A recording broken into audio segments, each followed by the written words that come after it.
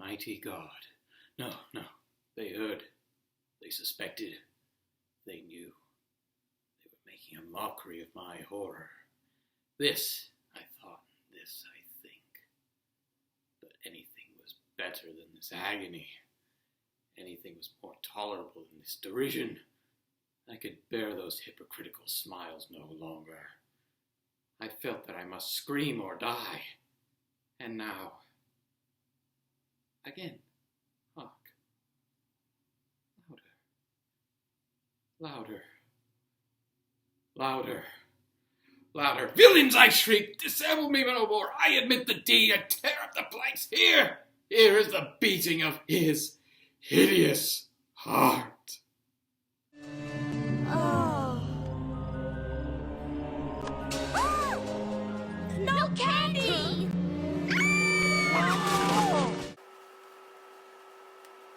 This is NET, National Educational Television. This is PBS, the Public Broadcasting Service. This is PBS. PBS. Hello and welcome to This is Public Broadcasting. I'm your host, Captain Rutlidge. If anybody knew how to set up an eerie atmosphere, Edgar Allan Poe would be the master. His poems and short stories create feelings of dread and anxiety in the reader, and as a result, his writings influenced many others into writing their own works of horror. Of course, this episode is covering PBS Kids, so we'll just be looking at juvenile horror today. Through the eyes of a child, many things can appear much more frightening than through the eyes of an adult. Say monsters living in closets or spooks hiding out in dark basements. Halloween serves as a time where children don't need to be afraid, but rather shine a light on their fears and have fun. No place is that more apparent than with the programming on PBS Kids during All Hallows Eve. So today we will be looking at the top 10 spookiest episodes to grace the screens of PBS Kids. Grab your bag of trick-or-treat candy and let's get going.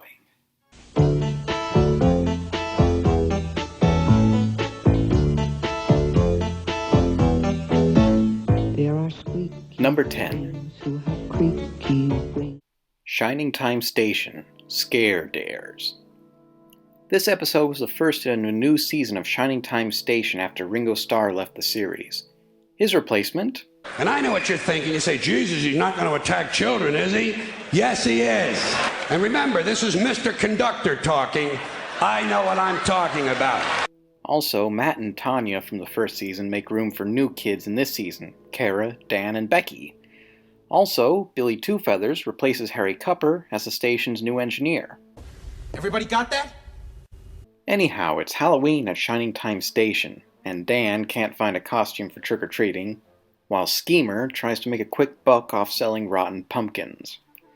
The kids play dare games with Dan, but Billy offers him some advice later on. Pretty mild stuff, right? Well...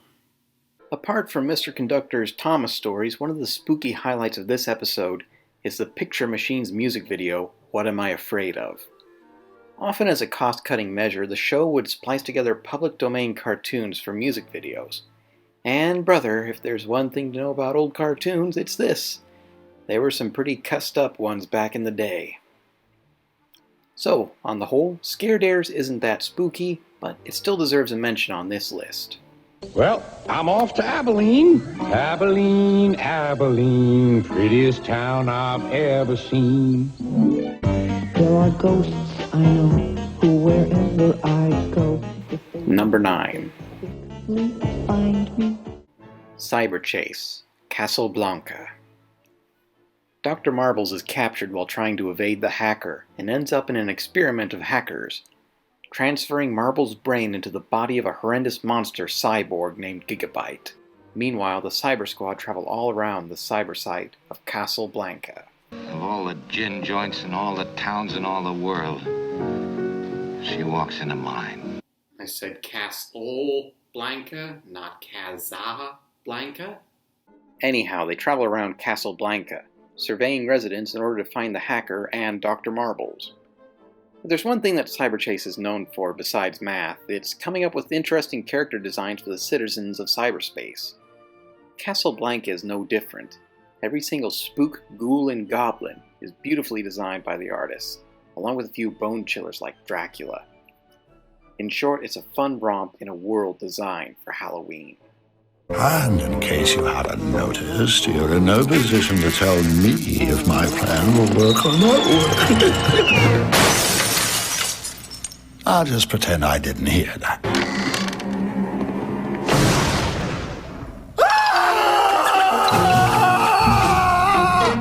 And my fears are all gonna fade. Number 8. So what am I afraid of?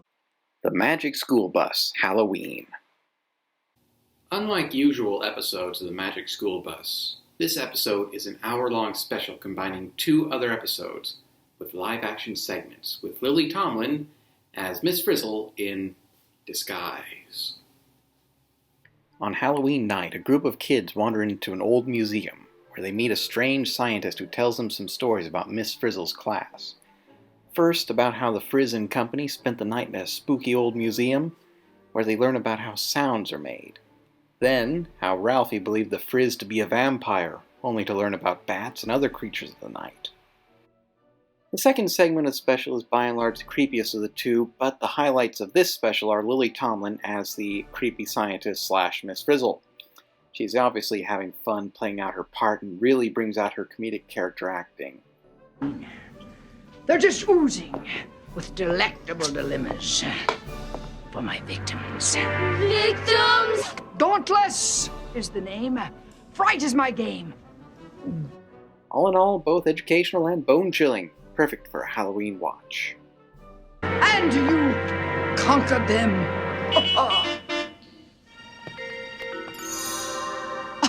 Gotta run. There are kids at school who are kinda cruel. They Number just 7. love to tease and dare me. Animalia Don Iguana. Main reason for this episode being on the spookiest list? Just look at this animation. Oh, brother. Oh, sister. Oh, Mama! Okay, seriously now. In Animalia, spooky eyes keep appearing everywhere. Thankfully, Iggy the Iguana has been reading Don Quixote and styles himself as Don Iguana, the Avenger of the Night. Of course, much like Don Quixote, he eventually turns crazy, thinking ordinary people are monsters. Here enters the spooky part. Just seeing through Iggy's eyes how his friends act is absolutely unsettling. The crude CGI adds to that fact. It's essentially psychological horror at a grade school level. Feel free to give it a watch if you're curious. And while this adventure ends, never forget, should Animalia ever need a daring hero to fight for what's right, I, Don Iguana, the Avenger, Iggy, am available. If I just refuse, not a lot I'd lose. There Number are even 6. Kids in my grade. George Shrinks, the ghost of Shrinks Manor. While hosting a sleepover, George and Becky hear a ghost story from Mr. Shrinks about a ghost haunting the Shrinks' house. That night, George and Becky overhear strange noises in the attic. Thinking it's the ghost, they plan to capture it the next night. Reason 1 for this episode being on the list. This scene.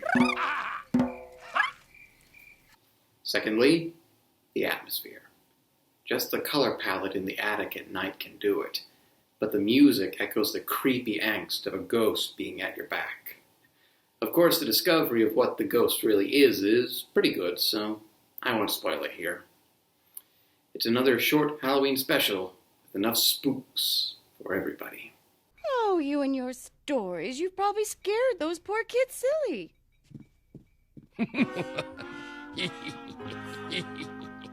So what am I afraid of?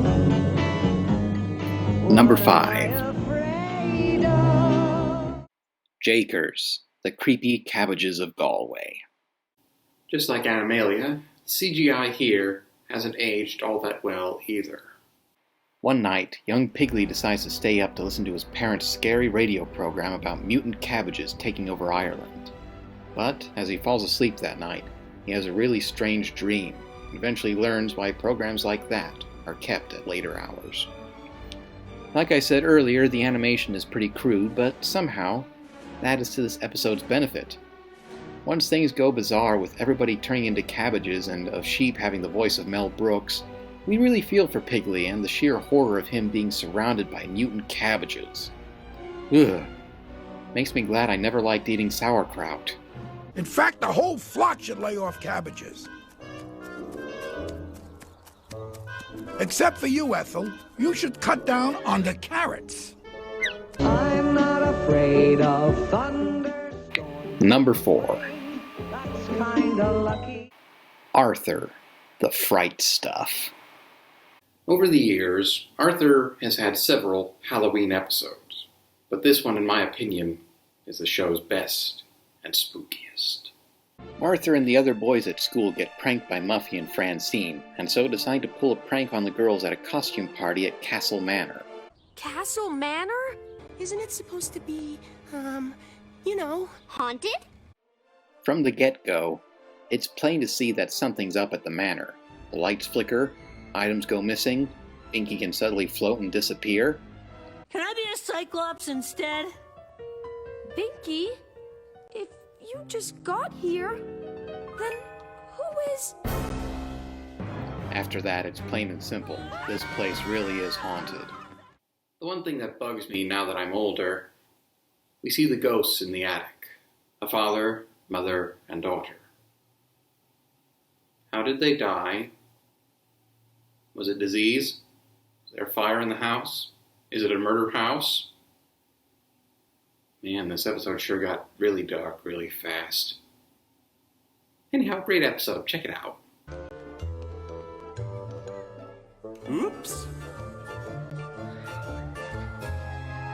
I'm not afraid of garden snakes. Number 3. A lot of kids think they're yucky. Wishbone, Halloween Hound. In addition to the works of Edgar Allan Poe, one of the best-loved works of Halloween fiction is The Legend of Sleepy Hollow by Washington Irving.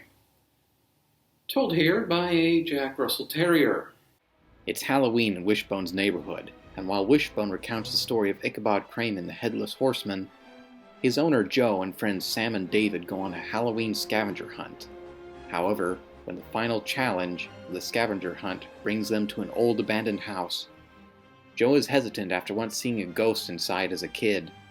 But, much like Ichabod Crane, Joe forges forwards, to destiny or doom.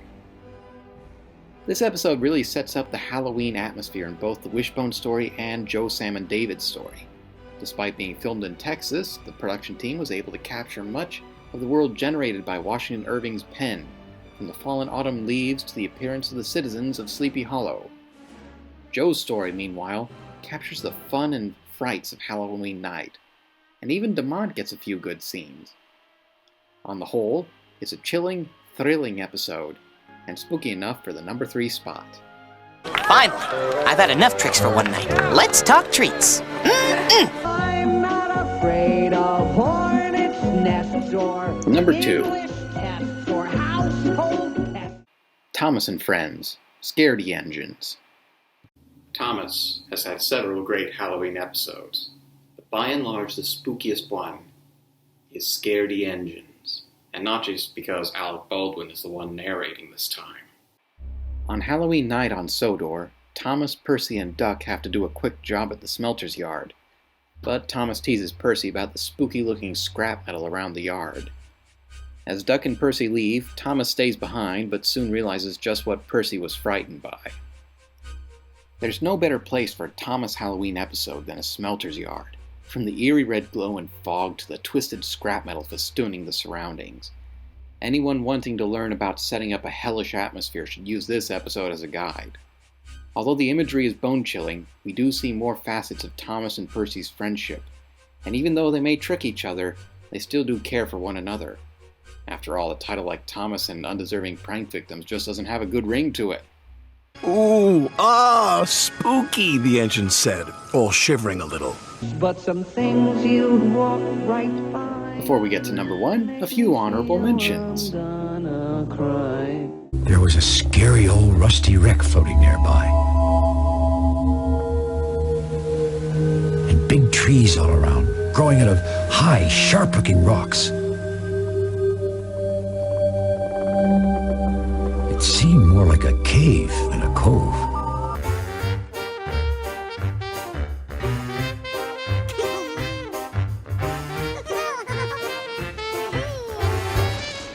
Maybe I'm afraid of Number 1.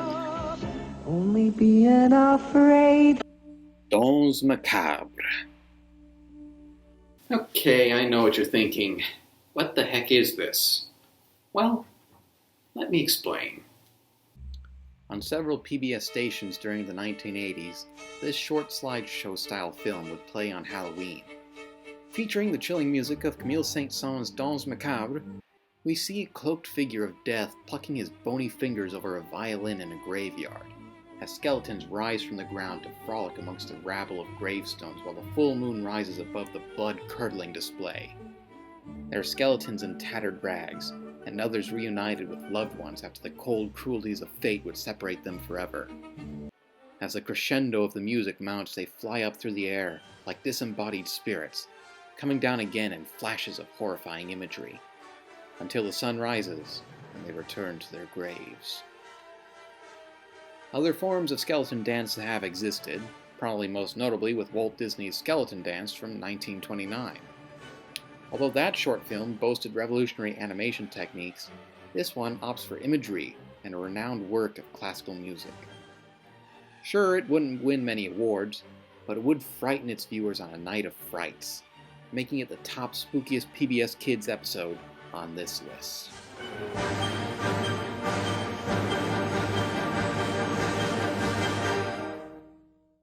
So, those are the top 10 spookiest PBS Kids episodes. Did I leave out a particularly spooky episode? Is there one that you find particularly spooky? Well, feel free to say so in the comments below. And now, as we get on to a little trick-or-treating of our own, we choose another station for the PBS member station spotlight. Let's just draw a new name out of the pretty straw hat. So let's see what we'll get here. Here's one. Heading up to Washington with KCTS Seattle. KCTS hit the airwaves in 1954 as Channel 9 in Seattle, Washington. Throughout the 50s and 60s, it showed local K-12 educational programming, along with programming from NET.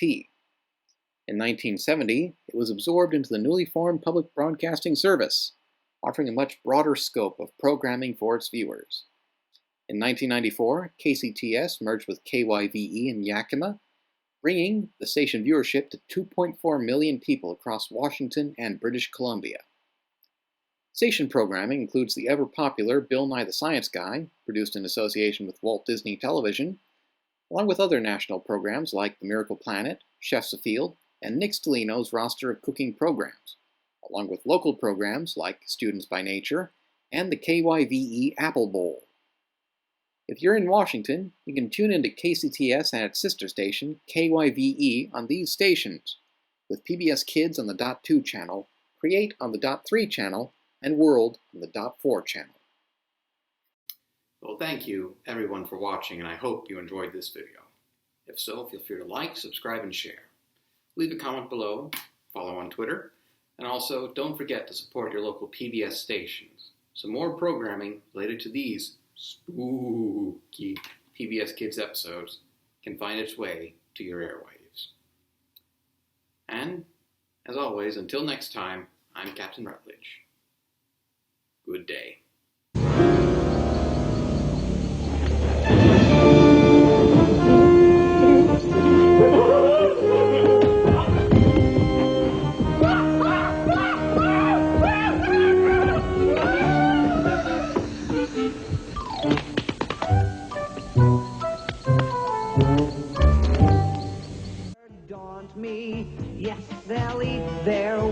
I'll show all those nerds of what stuff I'm really made. So what am I afraid of? What am I afraid of?